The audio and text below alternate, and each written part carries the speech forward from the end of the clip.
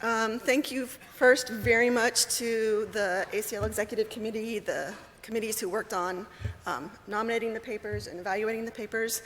As the previous award winner said, this was a huge surprise. It was not something I was expecting to receive this email, and I'm so pleased that I can have this moment to just talk a little bit about it. So, recognizing contextual polarity. Nowadays, sentiment is a term that everyone seems to know and use. You see it sometimes even on news or in ads in the news or on the radio. But 10, 15 years ago or more, sentiment was brand new. People were just really starting to think about it. So recognizing contextual polarity, this is really part of a lineage. And before I go on, I wanted to give a brief tribute to Jan Wiebe. So Jan was my PhD advisor. She was an amazing mentor, and she was a friend. Jan passed away this past year, the end of last year. No work stands alone, I believe. She was a pioneer in the annotation and the automatic recognition of subjectivity and sentiment. She was recognized as a fellow of the Association for Computational Linguistics in 2015, and in many, many ways, she made this work possible. So, a brief lineage of this work. Where did it come from? I like this quote of, you hear sometimes, standing on the shoulders of giants, so that actually goes back before Sir Isaac Newton, but the actual quote is, as I looked it up, if I have seen further, it's by standing on the shoulders of giants. So this work is part of a lineage. Jan first put together the idea that subjectivity, which came from literary theory, the definition she was using, could be used to refer to the linguistic expression of private states, which is something that came from a comprehensive grammar of the English language by Quirk et al. She took that idea and ran with it. Annotations leading up to subjective and objective sentence classification.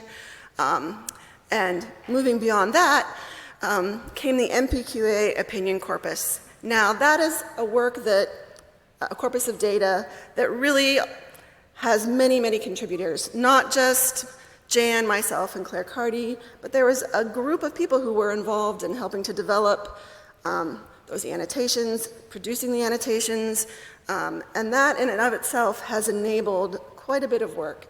So annotation, taking the time for the human annotations, is something I find really valuable, and also I take a lot of satisfaction out of it. I would refer you to Jan Wiebe's full list of publications. I'm leaving a lot out here. So to try and describe the MPQA opinion corpus in one page is a challenge. I'll just briefly say that it contained detailed expression level annotations of the documents we were annotating were news articles. We annotated subjective language, so expressions such as fantastic, unfortunately, wonderfully horrid, references to private states and speech events, said, criticized, believes. When people are speaking, that's when they express opinions, so this is one place where you want to look for them. We also marked the source of the private state. So according to whom and according to who was that opinion being expressed, was the private state being expressed. So it contains very detailed annotations. The corpus is freely available. I would encourage you to maybe take a look at it if that's something that you haven't looked at yet. So the motivation for this particular work, we really wanted to show that just looking at the polarity of a sentiment term is inadequate for what we would call phrase-level sentiment recognition. At that point, well, I think anytime someone tackles a new task, people want to hit the low-hanging fruit first. So one of the most obvious places to look was sentiment lexicons. There were a few out there. People began developing others. And for document level work, they seemed to work pretty well.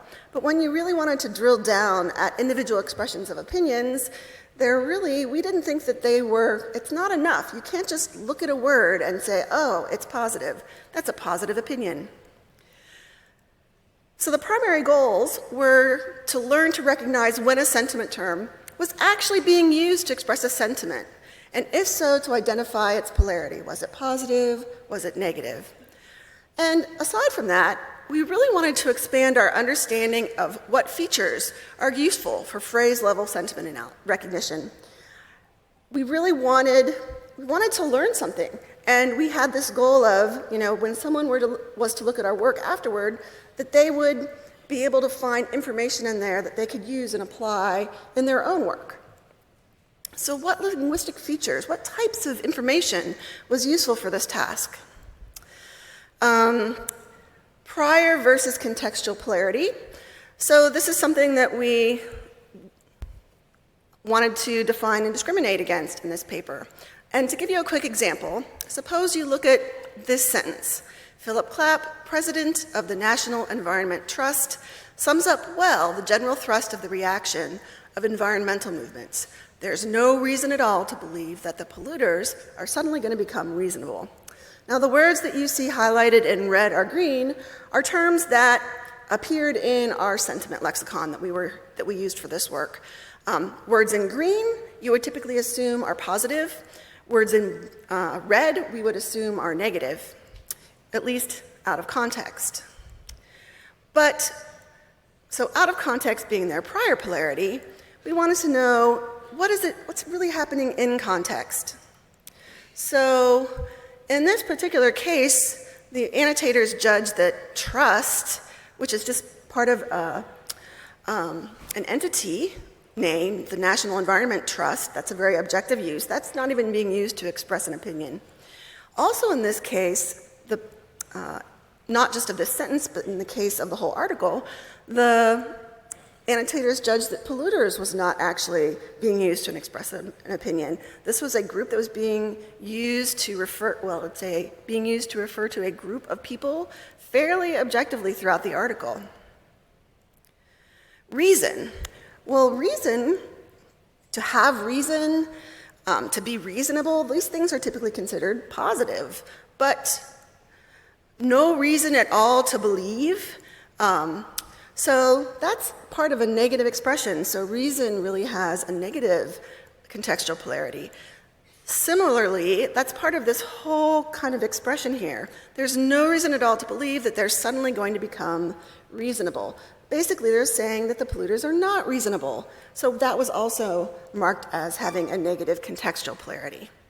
So this gives you a taste of the problem with just one example.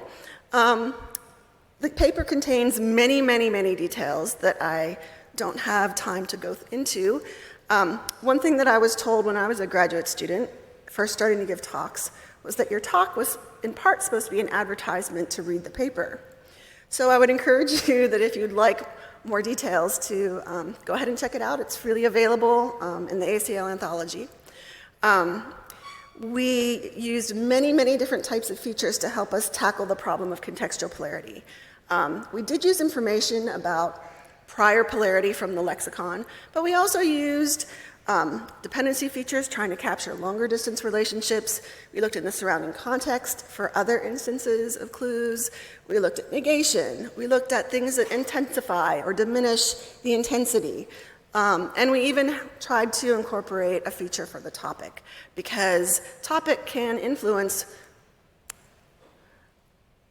how you want to interpret the terms being used. Just a brief overview of the findings as we saw it, and that I think were the contributions of this paper, of this work. So we extended the MPUA corpus with this layer of contextual polarity annotations. When we started to work on this, we're like, looks like we missed something the first time around. We didn't actually mark that, so we need to go back and capture that information. We were able to successfully identify when a sentiment term was being, what we found was that identifying when a sentiment term is being used in a neutral context is really key to the problem. Performance of our features for distinguishing between positive and negative, these features actually did not perform as well when we just threw everything in and tried to figure out, is it positive, is it negative, is it neutral, is it both? So actually, Understanding first, is there an opinion? Is there a sentiment? Was a key part of the problem. And also that recognizing contextual polarity is a complex problem. It requires a wide variety of features. What we found is that there were very few features that we could just throw out and not affect the results a little bit, at least a little. Very few features showed up by themselves as being really strong. It really took all the features working together to give us our best results. Just to give you one more example of the complexity of the problem, obviously negation is important. This is something that we were not the first to say. Many other people had said this. But in context, negation is more complex than you might think. So it's more than just needing a few negation terms. No, not, never, nobody. As long as you find these, you're in good shape, right? Well, not quite. So obviously, systems were catching things like not good, or does not look very good. But then you find instances, for example, it was not only good, but amazing. So that's actually positive. It's a negation term, but it's positive. Similarly, no politically prudent Israeli could support either of them. So in that last example, and I think my colors are switched here, the blue should be red and the red should be blue, but no politically prudent Israeli could support either of them. If you think about that for a minute, the negation is actually in the subject of the sentence that makes support have a negative contextual polarity, not a positive contextual polarity. So this is just one example of the challenge of negation. And what's interesting to share is that figuring this out, it wasn't stuff that I just necessarily thought of. In order to come up with features and thinking about negation in this very diverse way, it really took me looking at the data. We had a fair amount, I spent a lot of time looking at our development data and where were my errors and why did we get that error and how could I maybe include a feature that would capture that error. So negation for me went from just looking for a simple negation term in a few terms before to a much more nuanced approach to trying to represent negation. So that's just one example. We had many other features, but I like this one because negation is one of the most obvious ones people think of when they think about recognizing sentiment, that you'd have to think about at least flipping the polarity. Before I say thank you, again, I just wanted to end with a few final thoughts. So I'm a little bit out of the research environment. I've been teaching for the past several years, and it's something I quite love. So I can't really speak to a lot of the research that's come out. I know that there's been many great and amazing works in subjectivity and sentiment analysis. When I looked at my competition, I was like, wow, they selected me out of those papers. So it was a huge honor. But some things that I learned and I really valued that are basically takeaways, I think. So you can't really, just looking at how a system performs, looking at its percentage of accuracy or its error, that might tell you how well your system does in comparison to others or when you're comparing different experiments, but it doesn't really tell you how to improve it or what the next step might be. So don't be afraid to get in and get a little bit dirty looking at the data. Not your test data, obviously, but have some development data that you can play with, that you can use to really dig into, to try and get a handle on, well, what's happening in context. This is especially important if your goal is language understanding. Humans need context to aid our understanding, so do systems. The other thing I want to say is look far and wide for ideas and inspiration. There's so much related work now that you might find, and how do I go through it all? But I found ideas, and we were looking for things in psychology and in some of the social psychology areas, looking at who has studied this before? It wasn't just people in my narrow field. So don't be afraid to look far and wide, especially if you're in a new topic or something that you think is new. There might be something out there that could spark a new line of investigation that could take you very far. I'll leave it at that. And again, I just really want to thank the committee and the members of ACL. This was an amazing honor, and I wish everyone an amazing conference and a wonderful career.